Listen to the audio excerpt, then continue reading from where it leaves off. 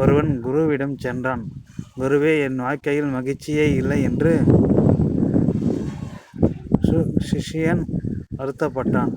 குரு அவனை ஒரு தோட்டத்திற்கு அழைத்துச் சென்றார். அங்கே வண்ண பட்டாம்பூச்சிகள் அங்குமிங்கும் பறந்து கொண்டிருந்தன. இதோ, இவற்றில் ஏதாவது பட்டாம்பூச்சியை பிடித்து கொண்டு வா என்று சிஷ்யனிடம் குரு சொன்னார். பட்டாம்பூச்சியை துரைத்து கொண்டு ஓடினான். ஆனால் அவனால் ஒன்றும் கூட பிடிக்க முடியவில்லை. பரவாயில்லை, வா என்று சிஷ்யனை அழைத்தான் குரு.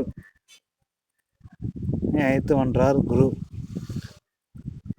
நாம் தோட்டத்தின் அழகை கொண்டு இதை ரசிக்கலாம் வா என்றார். இருவரும் அமைதியாக நின்று தோட்டத்தின் அழகை ரசித்து கொண்டிருந்தனர். சிறிது நேரத்தில் பட்டாம்பூச்சி பல அவர்களை சுற்றி பறக்கத் தொடங்கின. இரு பட்டாம்பூச்சிகள் அவன் கையில் வந்து அமர்ந்தன. குரு சிரித்து கொண்டே கூறினார், தான் வாழ்க்கை. மகிழ்ச்சியை தேடி துரத்துவது அல்ல வாழ்க்கை.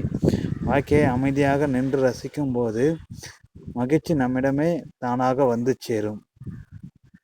இதில் என்ன தெரிய வருதுன்னா, நம்மள மகிழ்ச்சியை தேடி ஓடக்கூடாது. நம்ம சும்மா இருந்தால் மகிழ்ச்சி நம்மளை தேடி வரும்.